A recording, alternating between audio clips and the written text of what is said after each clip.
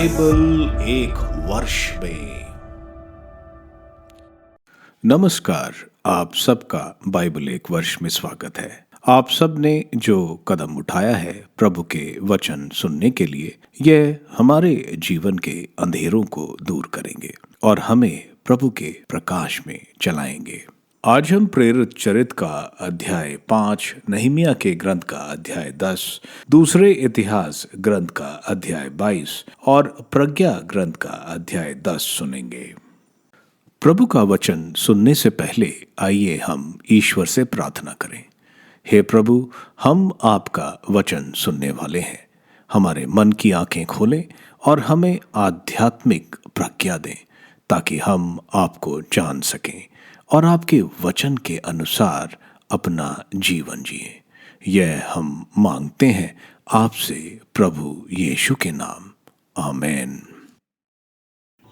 प्रेरित चरित्र अध्याय 5, अनन्यास और सफीरा। अनन्यास नामक व्यक्ति ने अपनी पत्नी सफीरा के साथ परामर्श करने के बाद एक खेत बेच दिया। उसने अपनी पत्नी के जानते उसका कीमत का एक अंश अपने पास रखा और दूसरा अंश लाकर प्रेरितों के चरणों में रख दिया। इस पर पेतरुस ने कहा, अनन्यास, शैतान ने क्यों तुम्हारे हृदय पर इस प्रकार अधिकार कर लिया है कि तुम पवित्र आत्मा से झूठ बोलकर खेत की कीमत का कुछ अंश दबा ले रहे हो। बेचे जाने से पहले क्या वह खेत तुम्हारा अपना नहीं था? और इसके बाद भी क्या उसकी कीमत तुम्हारे अधिकार में नहीं थी? तुमने ऐसा काम करने का विचार अपने हृदय में क्यों पाला? तुम मनुष्यों से नहीं बल्कि ईश्वर से झूठ बोले हो। अनन्यास ये बातें सुनकर गिर पड़ा और उसके प्राण निकल गए। सब सुनने वालों पर बड़ा भय छा गया। कुछ नवयुवकों ने उठाकर उसे कफन में लपेटा और बाहर ले जाकर दफना दिया। लगभग 3 घंटे बाद उसकी पत्नी भीतर आई। वह इस घटना के बारे में कुछ नहीं जानती थी। पेतरुस ने उससे यह प्रश्न किया, मुझे बताओ, क्या तुमने वह खेत इतने में ही बेचा था? उसने उत्तर दिया, जी हाँ, इतने में ही। इस पर पेतरुस ने उससे कहा, तुम दोनों पवित्र आत्मा की परीक्षा लेने के लिए क्यों सहमत हुए? सुनो, जो लोग तुम्हारे पति को दफनाने गए थे वे द्वार पर आ रहे हैं और अब तुमको ले जाएंगे। वह उसी क्षण उसके चरणों पर गिर गई और उसके प्राण निकल गए। नवयुवकों ने भीतर आकर उसे मरा हुआ पाया और उसे ले जाकर उसके पति के बगल में दफना दिया। सारी कलीसिया पर और जितने लोगों ने इन बातों की चर्चा सुनी, उन सब पर बड़ा भय छा गया। नए विश्वासियों की बढ़ती संख्या। प्रेरितों द्वारा जनता के बीच बहुत से चिन्ह तथा चमत्कार हो रहे थे। सब विश्वासी एक हृदय होकर सुलेमान के मंडप में एकत्र हो जाया करते थे। दूसरे लोगों में किसी को भी उनमें सम्मिलित होने का साहस नहीं होता था। हालांकि जनता उनकी बड़ी प्रशंसा करती थी। विश्वास करने वालों की संख्या बढ़ती जा रही थी। पुरुषों तथा स्त्रियों का एक बड़ा समुदाय प्रभु की कलीसिया का सदस्य बन गया। लोग रोगियों को सड़कों पर ले जाकर खटोलों तथा चारपाइयों पर लिटा देते थे ताकि जब पेतरुस उधर गुजरे तो उसकी छाया उनमें से किसी पर पड़ जाए। यरूशलेम के आसपास के नगरों से भी लोग बड़ी संख्या में एकत्रित हो जाया करते थे। वह अपने साथ रोगियों तथा अशुद्ध आत्माओं से पीड़ित व्यक्तियों को ले आते थे और वे सब चंगे कर दिए जाते थे। प्रेरितों की गिरफ्तारी और मुक्ति। यह सब देखकर प्रधान याजक और उसके सब संगी साथी अर्थात सदुकी संप्रदाय के सदस्य ईर्ष्या से जलने लगे। उन्होंने प्रेरितों को गिरफ्तार कर सरकारी बंदीगृह में डाल दिया, परंतु ईश्वर के दूत ने रात को बंदीगृह के द्वार खोल दिए और प्रेरितों को बाहर ले जाकर ये कहा, जाइए और निडर होकर मंदिर में जनता को इस नवजीवन की पूरी शिक्षा सुनाइए। उन्होंने यह बात मान ली और भोर होते ही वह मंदिर जाकर शिक्षा देने लगे। महासभा के सामने प्रेरित। जब प्रधान याजक और संगी साथी आए तो उन्होंने महासभा अर्थात इजरायली नेताओं के सर्वोच्च परिषद बुलाई और प्रेरितों को ले आने के लिए प्यादों को बंदीगृह भेजा। जब प्यादे वहां पहुंचे तो उन्होंने प्रेरितों को बंदीगृह में नहीं पाया। उन्होंने लौटकर यह समाचार दिया, हमने देखा कि बंदीगृह बड़ी सावधानी से बंद किया हुआ है और पहरेदार फाटकों पर तैनात है, किंतु खोलने पर हमें भीतर कोई नहीं मिला। यह सुनकर मंदिर आरक्षी के नायक और महायाजक यह नहीं समझ पा रहे थे कि प्रेरितों का क्या हुआ है। इतने में ही किसी ने आकर उन्हें यह समाचार दिया, देखिए आप लोगों ने जिन व्यक्तियों को बंदीगृह में डाल दिया वह मंदिर में जनता को शिक्षा दे रहे हैं। इस पर मंदिर का नायक अपने प्यादों के साथ जाकर प्रेरितों को ले आया। वे प्रेरितों को बलपूर्वक नहीं लाए क्योंकि वे लोगों से डरते थे कि कहीं हम पर पथराव न करें। उन्होंने प्रेरितों को लाकर महासभा के सामने पेश किया। प्रधान याजक ने उनसे कहा, हमने तुम लोगों को कड़ा आदेश दिया था कि वह नाम लेकर शिक्षा मत दिया करो, परंतु तुम लोगों ने यरूशलेम के कोने कोने में अपनी शिक्षा का प्रचार किया है और उस मनुष्य के रक्त की जिम्मेवारी हमारे सिर पर मढ़ना चाहते हो। इस पर पेतरुस और अन्य प्रेरितों ने यह उत्तर दिया, मनुष्यों की अपेक्षा ईश्वर की आज्ञा का पालन करना कहीं अधिक उचित है। आप लोगों ने ईसा को क्रूस के काट पर लटकाकर मार डाला था, किंतु हमारे पूर्वजों के ईश्वर ने उन्हें पुनर्जीवित किया।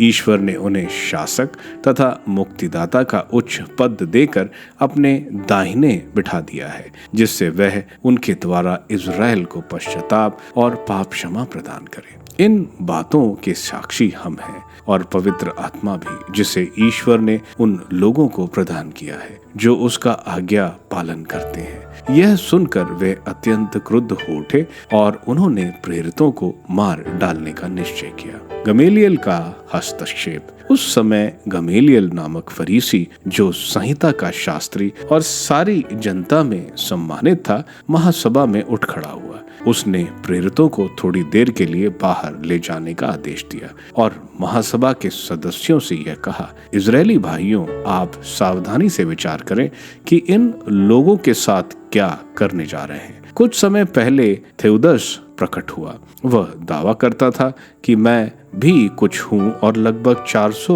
लोग उसके अनुयायी बन गए। वह मारा गया, उसके सभी अनुयायी बिखर गए और उनका नाम निशान भी नहीं रहा। उसके बाद जनगणना के समय यूदस गलीली प्रकट हुआ। उसने बहुत से लोगों को बहकाकर अपने विद्रोह में सम्मिलित किया। वह भी नष्ट हो गया और उसके सभी अनुयायी बिखर गए। इसलिए इस मामले के संबंध में मैं आपसे यह कहना चाहता हूं कि आप इनके काम में दखल ना दें और इन्हें अपनी राह चलने दें।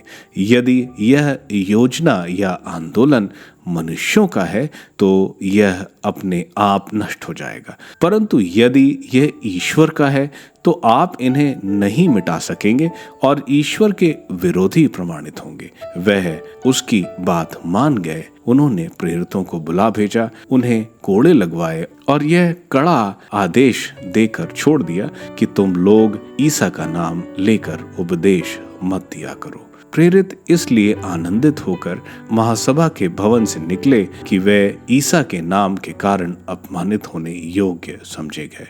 वह प्रतिदिन मंदिर में और घर घर जाकर शिक्षा देते रहे और ईसा मसीह का सुसमाचार सुनाते रहे।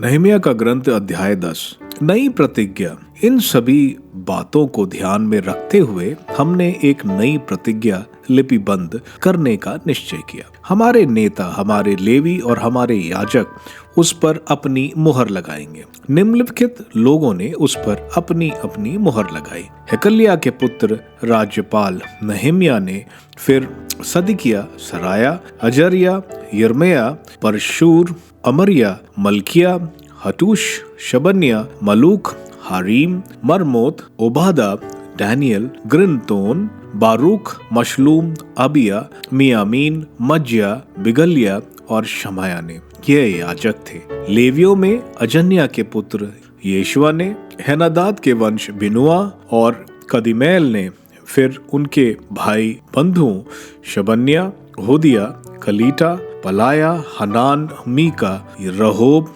हशव्या, जाकूर, शेरविया, शबन्या, होदिया, बानी और बनीनून ने। जनता के नेताओं में परओश ने पहत, मोआब, एलाम, जतू, बानी, बुनी, अजगाद, बेबै, Adonijah, विगवै, आदीन, आटेर, Hezekiah, Azzur, Hodiya, हशूम, बेसै, हरीफ, Anathoth, नेबै, मक्षियाप, मशुलम, हैजीर, मशेज, बैल, सदोक, यदुआ, पलटाया, हानान, अनाया, होशुआ, हनन्या, हशूब, हलोशेश, पिल्हा, शोबेक, रहूम, हशबाना, मसेया, अहिया, हनान, अनान, मलूक, हरीम और बाना ने।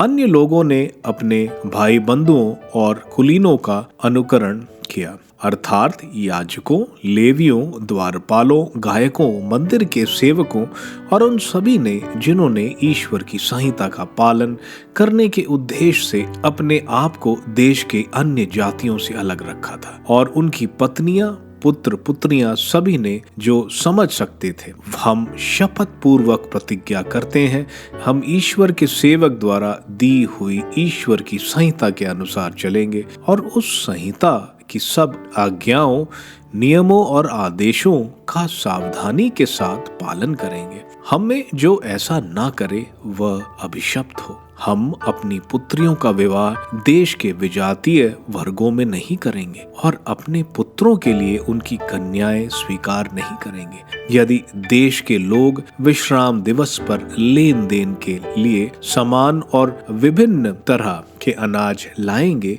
तो हम वह उनसे विश्राम दिवस या किसी पवित्र दिवस पर नहीं लेंगे। हम हर 7वें वर्ष खेती नहीं करेंगे और किसी प्रकार का ऋण चुकाने नहीं कहेंगे। हम प्रतिवर्ष अपने ईश्वर के मंदिर की सेवा में 1/3 शेकल देने की प्रतिज्ञा करते हैं। वह भेंट की रोटियों के लिए, दैनिक अन्न बलियों और होम बलियों के लिए, विश्राम दिवसों, अमावस के दिनों, पर्व दिवसों, चढ़ावों, इज़राइल के प्रायश्चित बलियों के लिए और अपने ईश्वर के मंदिर के सब कामों के लिए होगी। हमने याजकों, लेवियों और जनता ने चिट्ठी डालकर निश्चय किया कि हम में से प्रत्येक परिवार प्रतिवर्ष किस समय अपने ईश्वर के मंदिर के लिए लकड़ी लाएगा, जो प्रभु अपने ईश्वर की वेदी पर जलाई जाए, जैसा कि संहिता में लिखा है। हम प्रतिवर्ष अपनी भूमि की पहली उपज और सब वृक्षों की प्रथम फल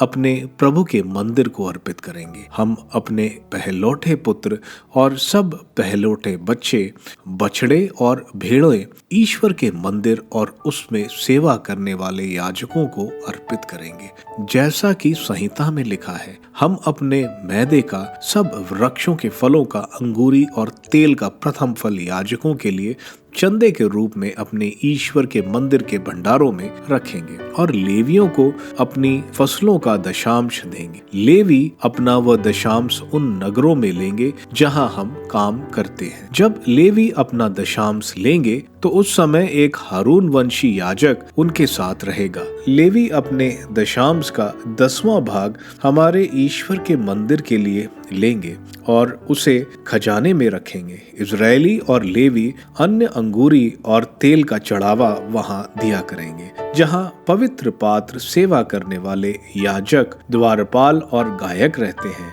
हम अपने ईश्वर के मंदिर की उपेक्षा नहीं करेंगे। दूसरा इतिहास ग्रंथ अध्याय 22। अहज्या का शासन। यरूशलेम के निवासियों ने यहोराम के सबसे छोटे पुत्र अहज्या को उसके स्थान पर राजा बनाया, क्योंकि अराब वासियों के साथ जो दल शिविर में घुस गया था उसने सब बड़े पुत्रों को मार डाला था। इसलिए यहोराम का पुत्र अहज्या यूदा का राजा बना। जब अहज्या राजा बना तो उसकी अवस्था 22 वर्ष थी। उसने यरूशलेम में 1 वर्ष शासन किया। उसकी माता का नाम अतल्याह था, जो ओमरी की पौत्री थी। अहज्या भी अहाब के घराने के मार्ग पर चलता था, क्योंकि उसकी माता उसे अधर्म करने के लिए प्रोत्साहित करती थी। उसने आहाब के घराने की तरह वही किया जो प्रभु की दृष्टि में बुरा है, क्योंकि उसके पिता की मृत्यु के बाद वे लोग उसके सलाहकार बने। इससे उसका पतन हो गया। उनकी सलाह मानकर वह आराम के राजा हेजाएल से लड़ने के लिए इज़राइल के राजा आहाब के पुत्र यहोराम के साथ गिलियाद के रामोत गया।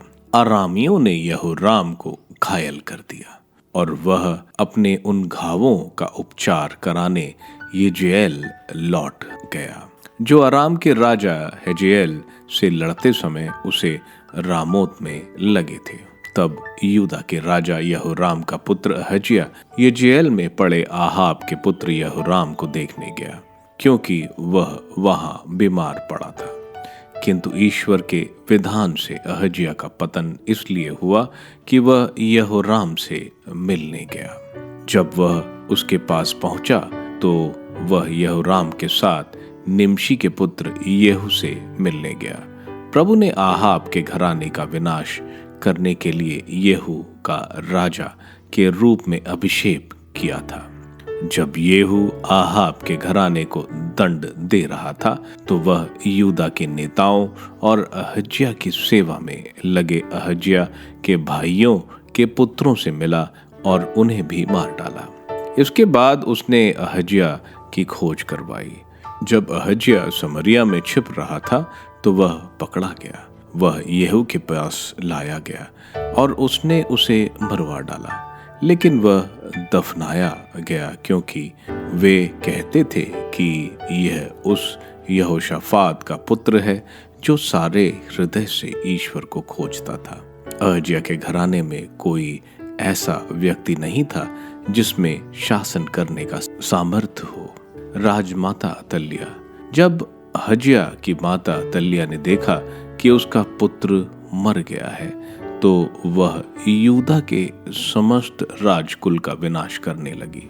परंतु राजा की पुत्री यहोशेबा अहज्याह के पुत्र योआश को उन राजकुमारों के बीच से हटा ले गई जिनका वध होने वाला था, और उसे उसकी धाय के साथ शयन कक्ष में रखा।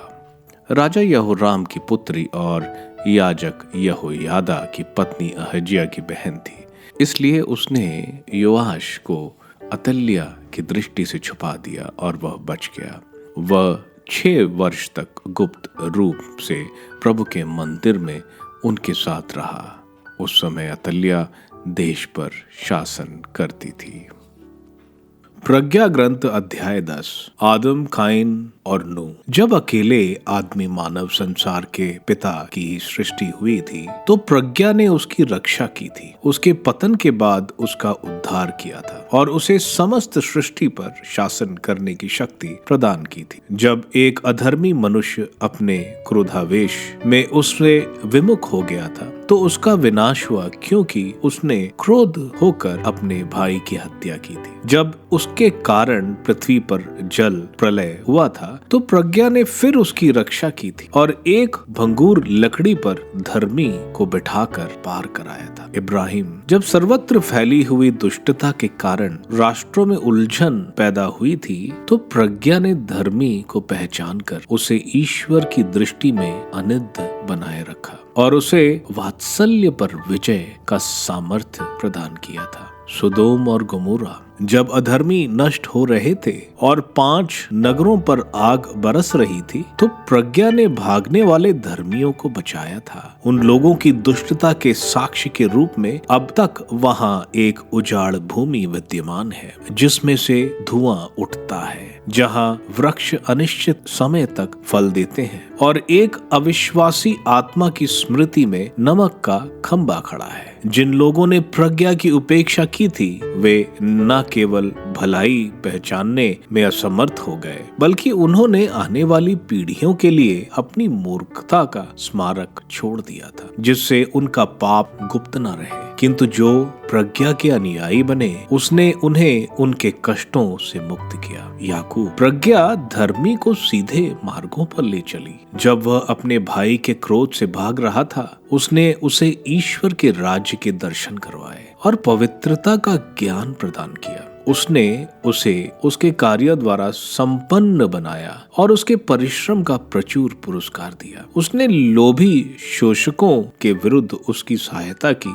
और उसे धनी बनाया। उसने उसके शत्रुओं से उसकी रक्षा की और उसे फंदा बिछाने वालों से बचा लिया। उसने उसे घोर संघर्ष में विजय दिलाई, जिससे वह समझ सके कि भक्ति सबसे शक्तिशाली है। यूसुफ, उसने बेचे हुए धर्मी का परित्याग नहीं किया, बल्कि उसे पाप से बचाया। वह उसके साथ कुएं में उतरी और उसने बंदी गृह में उसे अकेला नहीं छोड़ा, बल्कि उसे देश का राजदंड दिलाया। उसने उसको अत्याचारियों पर अधिकार दिया। उसने उसके निंदकों को झूठा सिद्ध किया और उसे अमर यश प्रदान किया। मूसा और इजरायली, उसने एक पवित्र प्रजा और निर्दोष प्रजाति को उस पर अत्याचार करने वाले राष्ट्रों से मुक्त किया। उसने प्रभु के सेवक की आत्मा में प्रवेश किया और चमत्कारों एवं चिन्हों द्वारा विकट राजाओं का सामना किया। उसने संतों को उनके परिश्रम का पुरस्कार दिलाया। वह उन्हें एक आश्चर्यजनक मार्ग से ले चली। वह दिन में उनके लिए आच्छादन और रात में तारों की ज्योति बनी। उसने उन्हें लाल सागर के पार उतारा। वह उन्हें विशाल जलाशय के उस पार ले गई। उसने उनके शत्रुओं को जल में बहा दिया और उन्हें गर्त की गहराई से निकाल कर ऊपर फेंक दिया। इसलिए धर्मियों ने दुष्टों को लूटा। प्रभु, उन्होंने तेरे पवित्र नाम की स्तुति की और एक स्वर से तेरी विजयी भुजा का गुणगान किया, क्योंकि प्रज्ञा ने गूंगों का मुख बोल खोला और शिशुओं की जीवा को वाणी दी। प्रेरित चरित्र के अध्याय 5 में हम देखते हैं अनन्यास और सफायरा के बारे में। पिछले अध्याय में हमने देखा था संत बारनबास ने अपनी सारी जमीन बेचकर प्रेरितों के चरणों में रख दी थी। यहाँ हम देखते हैं अनन्यास और सफायरा अपनी जमीन बेचते हैं, लेकिन कुछ हिस्सा वे अपने पास रख लेते हैं। हम देखते हैं संत पेतरुस पहले अनन्यास और बाद में सफायरा को मौका देते हैं सच बोलने का, लेकिन वे झूठ बोलते हैं कि उन्होंने पूरा दे दिया है। उनको कुछ देने की जरूरत नहीं थी। अगर वे चाहते वे कुछ भाग भी दे सकते थे, लेकिन उन्होंने झूठ बोला। झूठ ईश्वर को बोला जो सब जानते हैं। झूठ कलीसिया को बोला जिसमें पवित्र आत्मा ईश्वर वास करते हैं। झूठ कलीसिया के प्रेरित को बोला, इसलिए पवित्र आत्मा के खिलाफ किए गए पाप के लिए ये दोनों मर जाते हैं। आगे हम देखते हैं प्रेरितों द्वारा चंगाई। एक डर था लोगों को कलीसिया और प्रेरितों के प्रति, जो चंगाई और चमत्कार हो रहे थे। काफी लोग कलीसिया में शामिल हो रहे थे। संत पेतरुस के परछाई मात्र से लोग चंगे हो जाते थे। पवित्र आत्मा बड़ी शक्ति के साथ कलीसिया में चमत्कार और चिन्ह दिखा रहे थे। हम देखते हैं सदुसेस प्रेरितों को बंदी बनाते हैं और रात में हम देखते हैं एक दूत आता है और उनको आजाद करता है और मंदिर में जाके प्रचार करने को बोलता है। प्रधान याजक इनको बुलवाकर इनको यह प्रचार ना करने को बोलते हैं, लेकिन वे पहले जैसे ही जवाब देते हैं कि वे ईश्वर की सुने या मनुष्य की। आगे हम देखते हैं गमलीएल, जो बहुत ही मान्य फरीसी थे, वे बोलते हैं कि इनको छोड़ दो, क्योंकि पहले भी ऐसा हो चुका है। थडेउस और जूडस गलीली ने रोमन के खिलाफ विद्रोह किया था, जो इतिहासकार जोसिफस लिखते हैं, लेकिन यह अपने आप खत्म हो गए थे। यह भी अगर इंसानी है तो खत्म हो जाएंगी, लेकिन अगर ईश्वर की तरफ से है तो वे ईश्वर से लड़ रहे होंगे। हम देखते हैं ये इनको कोड़े लगाते हैं और छोड़ देते हैं, लेकिन प्रेरितों में बहुत खुशी होती है कि उन्हें प्रभु की वजह से यातना सहनी पड़ी। वे और तेजस्व से मंदिर में प्रभु को मसीहा घोषित करते। नहमीया के ग्रंथ के अध्याय 10 में हम देखते हैं ये इजरायली ईश्वर की तरफ मुड़ते हैं। वे संहिता को मानना और वे संहिता का दस्तखत करते हैं कि उसका पालन किया जाएगा। वे क्या नहीं करेंगे कि वह अन्य जातियों से शादी नहीं करेंगे और सैबत के बारे में नियम पालन करेंगे। वे मंदिर को आर्थिक मदद के लिए एक टैक्स का नियम भी बनाते हैं।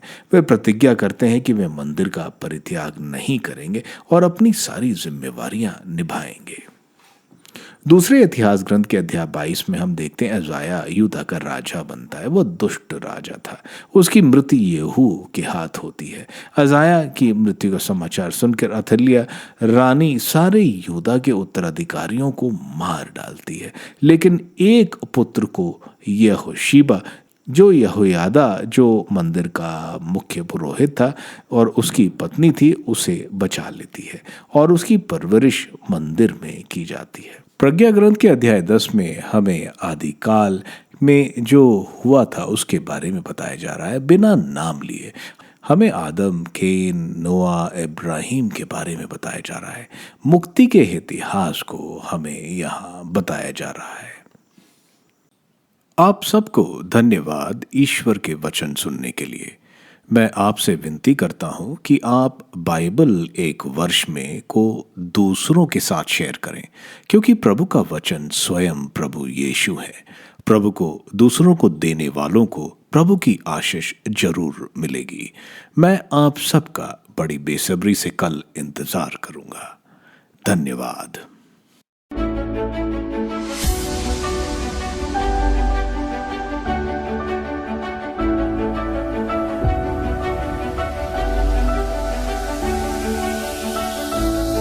बाइबल एक वर्ष में